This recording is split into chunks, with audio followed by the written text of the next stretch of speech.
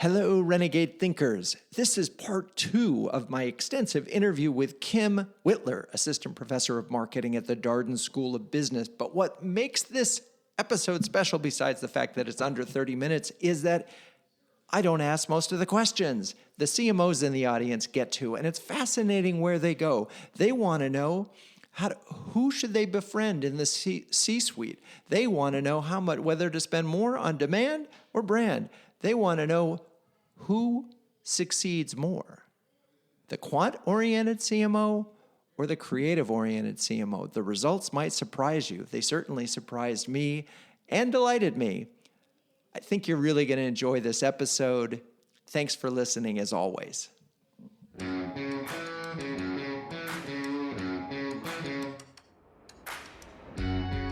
Welcome to Renegade Thinkers Unite, featuring the sharpest minds in marketing, inspirational case histories, and weekly insights you can apply to your business. Find out why top CMOs rank this podcast among their favorites. Now, here's your host, Chief Marketing Renegade, Drew Nizer.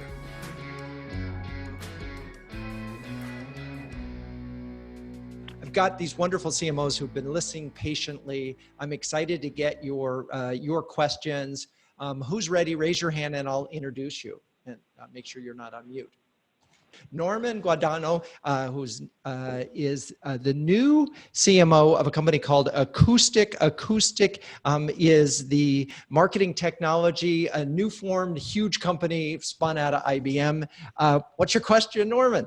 Yeah, great. And thanks, Drew and Kim. Terrific discussion so far. And I really love this discussion around the sort of brand and demand. I have found much the same thing. I often refer to them as two sides of the same coin, brand and demand. And if you can't have one without the other to be successful. What's interesting, though, is how often do you see a CMO or a company that is over investing in brand and not enough in demand, right? I haven't actually seen that too often, but I have seen a few instances where they just don't get that you can't only do brand. You actually have to do some real demand creation in there as well. I'm wondering, Kim, how you think about that. That's interesting. I'm trying to think of, other than anecdotes, if I have any evidence. I don't think I have.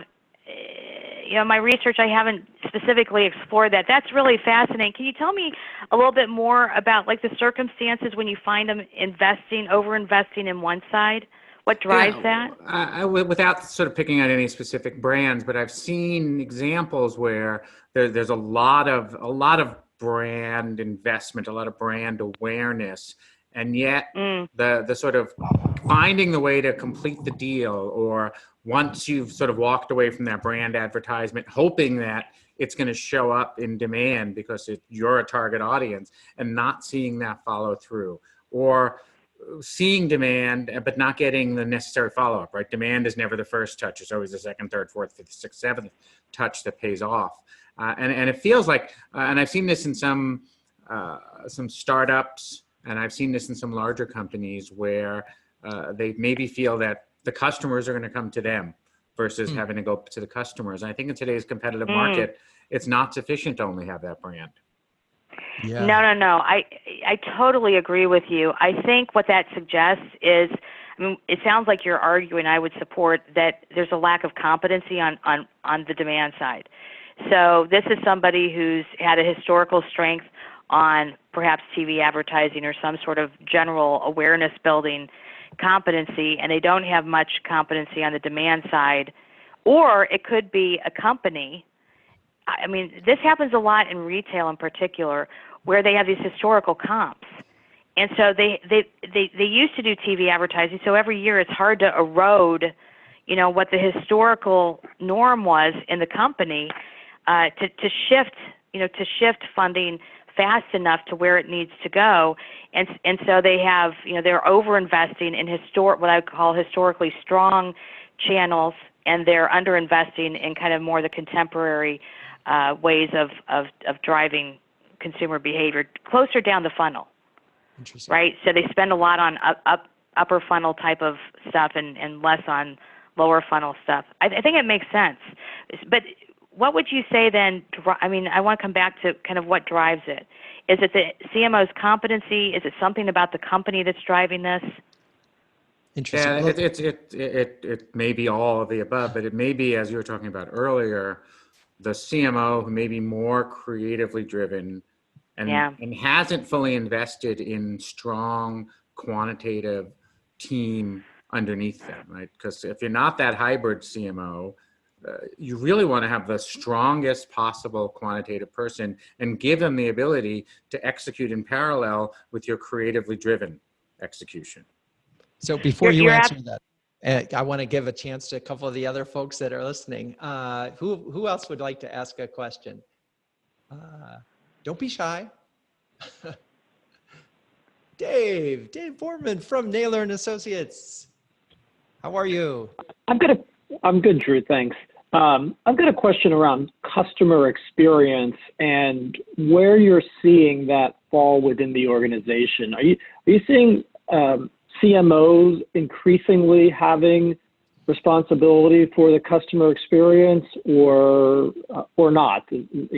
That's its own C-level person within an organization. Just curious if there's any movement in that area.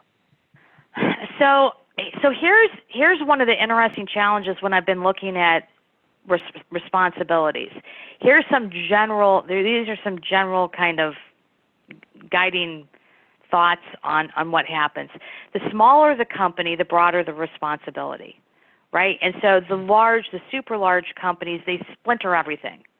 They have a chief customer experience officer, they have a chief analytics officer, they have a chief marketing communications officer, chief employee. They have all these different positions where they take what some of us would think is a marketing role and splinter it into 5 pieces. And it's the nature of the size of the business. That's a generality that kind of suggests that as companies get larger, they splinter the roles. Who manages the experience who manages the customer experience, I think, is somewhat driven by industry and kind of norms in the industry, isomorphism in the industry. It's also somewhat driven by the size of the company, right? So in some companies you have chief experience officers, some you don't, and it's managed by more of a chief marketing officer or in some cases kind of somebody who's managing the customer, the direct customer experience in retailing. That might be operations. And so I think there's a lot of experiments going on with no clarity around really where is the best place for this to sit. Some might argue that it should be its own role, reporting into the CEO. Some might suggest that it fits underneath, somebody else in the C-suite and should be combined with other activities. But I think right now we're in a period of experimentation where we're trying to figure out what the role should be. How is it different? How is it different than what marketers used to do? What's the unique need for it? Other than as companies get larger, they need to splinter the roles because they get too big for one person to manage. So I don't know if there's any real clarity around where that's going. Well, I will tell you, of the 350 CMOs that I've interviewed, only 2 have been responsible for customer experience. And in both cases, they identified the problem. And they said, hey, we're doing this great marketing. We're driving people in there. They're having a lousy experience. So we're winning here and they're falling off the back of the truck. So, and because they raised the problem and had the data, they were said, okay, smart person, go fix it. Yeah. One of them is Manny Rodriguez, who's the CMO of UC Health. And I just noticed recently he got another responsibility, and I, sent him a little note on LinkedIn and said, I should congratulate you, I think, because at some point the issue becomes, how can one person really do all these jobs and have the expertise to do it? And I think one of the issues that CMOs face is that it's hard enough to be a great marketer today with the need to be both a creative and analytics person at the same time. When you add in customer experience and the nuances and the expertise, the only thing I would say is be really careful. I mean, if you can't succeed without taking charge of it, maybe you embrace it, but you better hire somebody who knows the heck how to tackle this problem, because otherwise there are going to be too many people who say, hey, not only can marketing is baloney, but the CX stuff is baloney too. My thought. Yeah, I think, I keep thinking, and this is a conversation I've had with some CEOs, because they'll say, I need somebody who is 29 years old to be the CMO. I'm exaggerating, because they're very digital savvy. Yeah. And I explained to them that my mother is extremely shopping savvy. She knows how to shop at Walmart and other places with the best of them. It doesn't make her the best marketer at Walmart. And so because young people are very good about using Twitter or using Instagram, that does not make them great at managing Instagram or Twitter to help generate growth for the company. Those are different skills. Using it is different than leading it. And then more importantly, at the head of the function, it should be the orchestra conductor. It's not necessarily the oboist who gets promoted to the orchestra conductor. It's not necessarily the drummer who gets promoted. That essentially they have to understand that it's a complicated orchestra, and they need to know enough about each and every different part so that they can put it together so that as a group, they make beautiful music together. That is a very different skill. That is a strategist. That's a leader.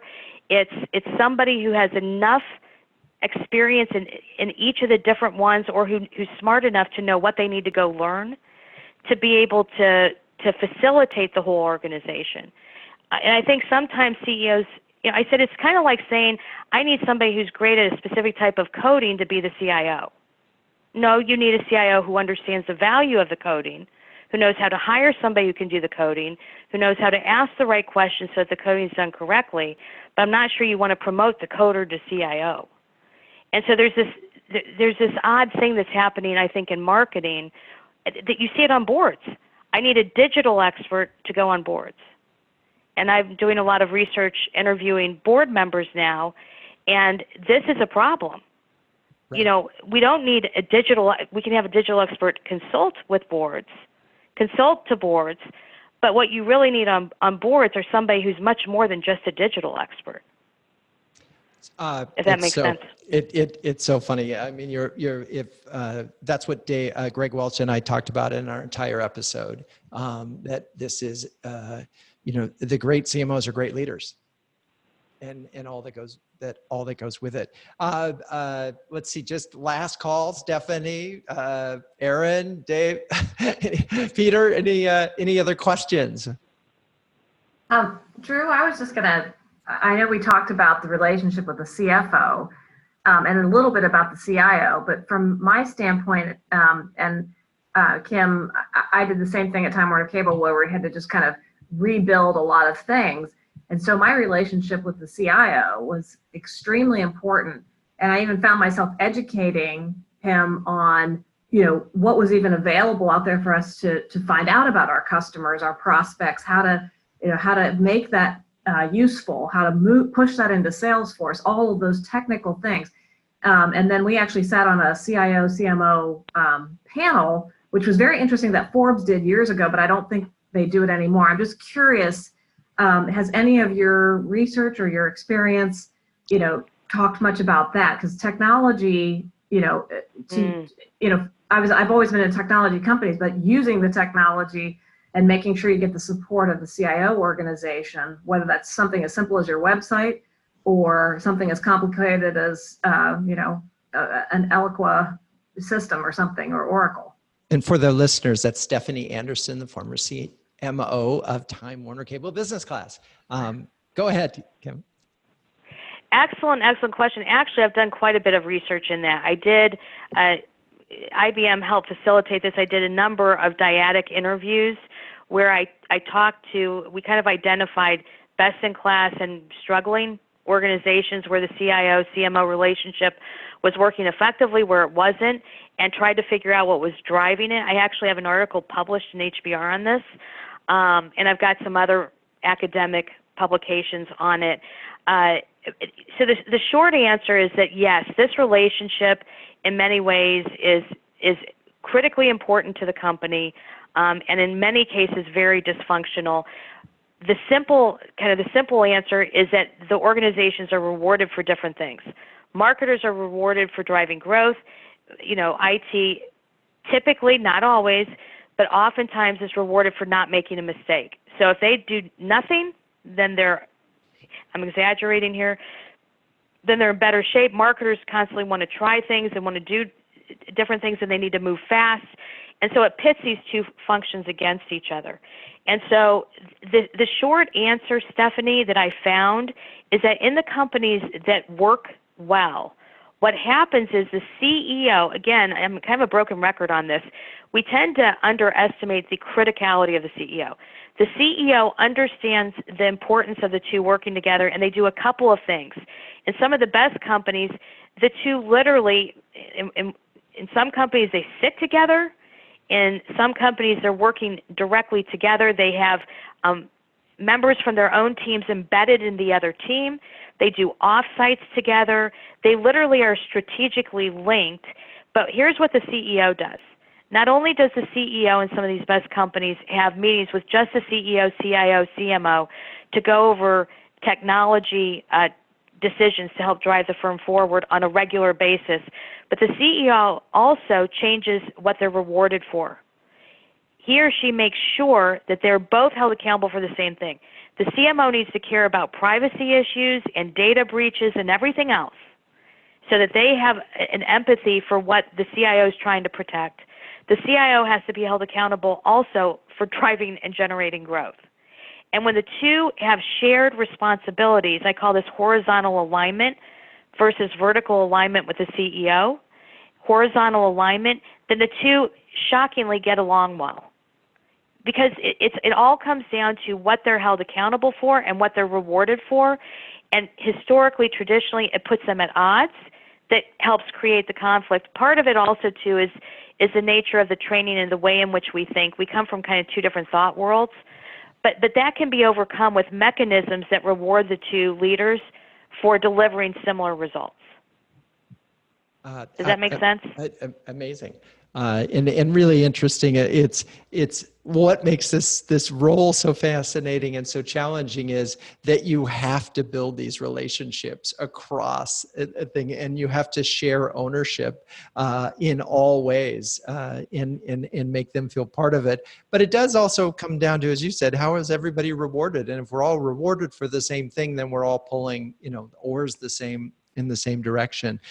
We've gone long. I've decided we're going to break this into two episodes. And I wanted to give a last call for questions while we have him here.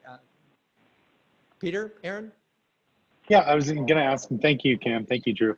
I was going to ask a question. Has any of your research, have you done any around personality types of the CMO with the CEO, and what two combinations work best together and which ones should not work together? So that's no. Let me just. That's Aaron Clifford, just so for the audience who's listening, who is the CMO at a Binary Fountain. Right? Okay, go ahead. Fascinating. No. And what's interesting is academic research on upper echelons leaders, so that's the board, CEO, and top management team, has not done much on personality. There's been a little bit of research on like CEO hubris, kind of negative personality traits of the CEO, but not beyond that. And so this would be a really interesting area. Do you have any kind of hypotheses that you want to throw out? No, I mean, very rogue ones, but I see somebody, somebody else has one. It's funny because in any of the Myers-Briggs studies on CEOs and leaders, they come from all quadrants. So that's a hard one. And what's interesting is they come from all quadrants, but they somehow or other do share some common characteristics. And one is to sort of know what they're good at and know what they're not good at, and surround themselves with people who can fill in the gaps. So I suspect one of the challenges for the CMO is if you have a CEO who thinks they really know marketing, maybe even came from marketing, finding some space and room between that individual. So that's a good news, bad news thing. But anyway, what do you think of It's a very complex question, right? Because there's so many aspects to a person's personality, the degree to which they have high need for control. there's just so many dimensions that you could potentially go explore, and how that interacts. It's a really, I have to say, it's a fascinating question as I'm thinking about it. I'm not quite sure how to tackle it, but it's a great question. Okay, so we've covered a lot of ground today. Oh, Peter Nyman from it was the CMO of Amalgamated Bank. And a Mensch, talk to us. What's your question? Great CMOs and the next great CEOs. Are you able to tell? And are you able to then send them our way for hiring purposes? Well, I will start by saying that I feel very fortunate because I think the Darden students are really spectacular. I've guest lectured a number of schools. I got my PhD at Indiana because the professor I wanted to work with was there. And so I've worked across a number of different schools, and one of my first year students said that they're kind of blue collar Ivy League students. And I thought that was a really good kind of description. And I think what he meant was that they're really hard workers. Nothing's beneath them. They value good relationships, kind of the salt of the earth type of people, all the good attributes you think about blue collar, but they tend to be well-trained, very bright, very capable. So, all of them I think generally are good. The interesting thing for us at Darden is that we get so many people who want to be consultants and iBankers, and like this year I asked my class, how many of you were marketers? Not one person raised their hand. So, that's quite unusual because the number one degree coming out of undergrads is business schools is marketing. And so we don't get traditionally we haven't historically gotten many marketing students who come to Darden. We get the people who want to go into iBanking consulting. So my primary goal, not to teach them marketing, but to get them to respect marketers. Right. Please. If I can do nothing else but to have them appreciate what marketers do uniquely in the firm, so that when they get there, they're not like that Wharton CFO, that they really have a true appreciation and respect for it, and they have enough knowledge to be able to ask smart questions. So in terms of predicting who's going to be a great CEO, I will say this. I had a student my second year who was really sharp. He was from Mexico. He blew open the opener of a case. I knew he was going somewhere. He just sent me this weekend an email saying that he's been hired to be CEO of a $60 million company down in Mexico that they want to spin off, ideally in 5 years, to Coke or Pepsi. Now, did I think he'd be CEO in 5 years? No. But he made it.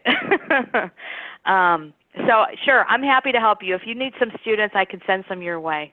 There it is. So we get employee recruiting right here on Renegade Thinkers Unite. That's awesome. Well, we're going to wrap up the show. First, Kim, thank you so much for spending the time with us. It's been great talking to you. Also, thank you to CMOs who joined the show to keep me honest and excited about all of this.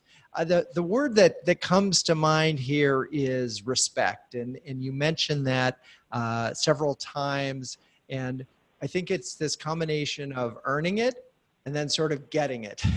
And the earning it seems to come from being this hybrid who understands brand and demand, who understands creative and analytics.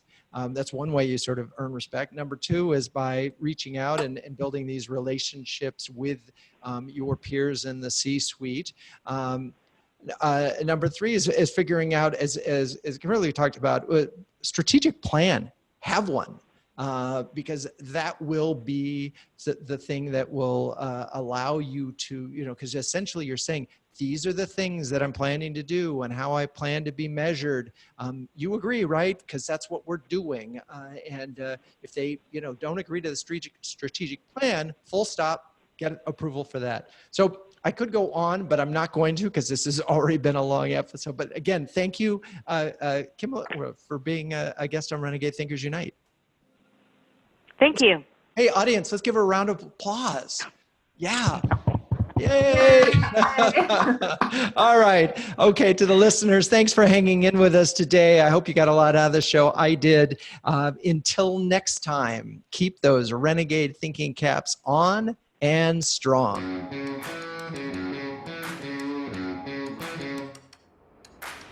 This has been Renegade Thinkers Unite, but it doesn't end there. Just go to renegadethinkersunite.com for more and subscribe to the show. That way, you'll never miss an episode. We'll talk with you next time on Renegade Thinkers Unite.